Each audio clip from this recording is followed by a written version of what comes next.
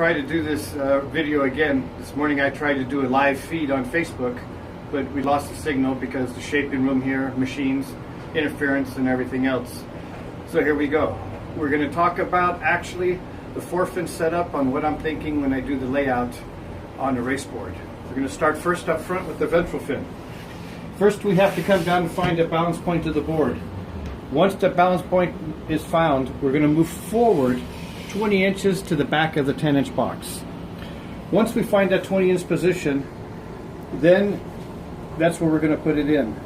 If you move the fin forward, further forward than 20 inches, what's going to happen is now your board's going to have fin dominance feel. It's going to feel sluggish and slow, and you're going to fight the elements as current comes from left to right. Once you come back, if you go back past that 20 inches, now the board's going to be too reactive. It's going to be hard to keep the board going straight because your board's going to want to go in yaw mode and become real squirrely. So the 20-inch forward of the balance point is important because what that'll do is it'll not be noticed by water coming from the front of the nose, but if you have any side reaction going on, that's when the fin is noticed, especially when your paddle torques the nose. As that happens, the ventral fin will keep the board going straight, which aids in maintaining and creating projection off the fin. Also, having a ventral fin will let you downsize the rear fin so that you increase your glide because of depth in water, which is what Mother Nature recognizes. And finally, most importantly, you have stability under your feet because the ventral will create stability when you have rocking going under your feet. So you have tracking, you have stability, you have torque of the paddle, and you have aid in the rear fin. It's 3 templates of a ventral fin, but we'll talk about that in another video.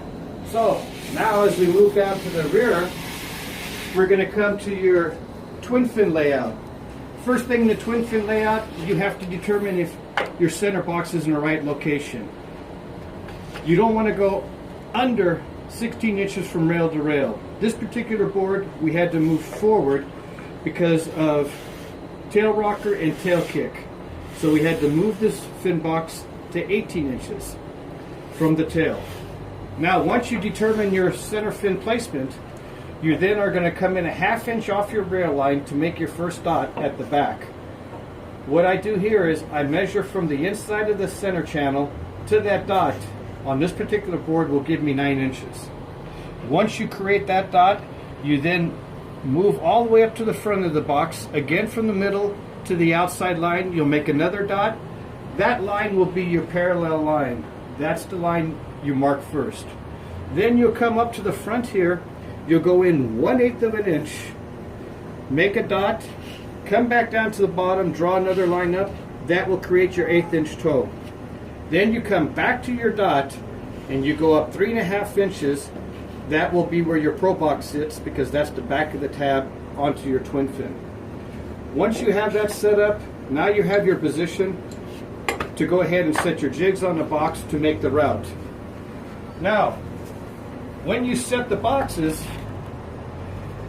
it's very important that if you have V in the bottom, you're going to set it with the screws to the outside so you can invert the fin to make it vertical. If you have concave, you're going to have the screws to the pro box to the inside so you can tilt out or cant your fin. It's very important that your fins are vertical in performance situation. If you have any cant to the fin or any inversion, water's going to recognize that, and now you're going to be pushing water and your board's going to feel sluggish. So what happens, here we're going to show that when the flat side is in on your line, you'll notice that with flat in foil on the outside, your fin has a toe. That's the surfboard method, and that's not correct for a race board. Water will come down, hit to the outside here, causing the board to be reactive, and at the same time in a race board, causing you to have drag. In the race board world, you want to have your fin reversed. When you reverse it, notice now the flat will come parallel to the outside. Now your foil is on the inside. As water comes down, it will come down, not notice the rail, be directed to the tail.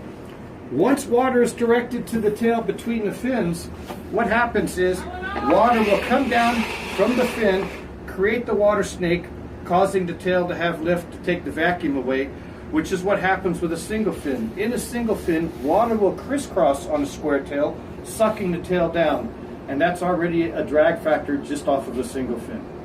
But in a Pro Box world, you don't have that issue. You're creating a water snake, and everything comes down the middle, creates the water snake, takes the vacuum out of the tail. Notice that if your twins are too close together, then what happens, you choke the water flow here, and it makes your board feel like you're tugging seaweed or have a big fin. That's the beauty of Pro Box fin system. Here's an example why Pro Box fin system plays an important role in this situation. Because of the cant option of the fin, it has interchangeable cant inserts. You have 0, which is vertical, straight up and down. You have 4 degree, you have 6 degree, and you have 8 degree. If your bottom has V, you're going to invert the fin. The only way you can do that is use any of these inserts. We'll use 8 so you can see it. Notice now the cant in your fin. That's not what you want to see in a race board. You always want to see when you sight your board down from the nose that your race fins are vertical with the flat side out. The flat should be parallel to the center. So I hope that helps you in understanding what happens with a 4-fin setup. And don't get confused with other systems, because what makes this system work, it's not just the concept, but it's the right fins, the right fin system, the right ability to create the cant. Other people that I've ran into in companies have attempted to do this in the last 2 years and have tried to do multiple fins, but what was their big downfall, they didn't have the right fin system or fin combination. So imitation is a form of flattery, so beware. Just remember, Allison race twins, we'll go on more. There'll be more as we start describing each fins.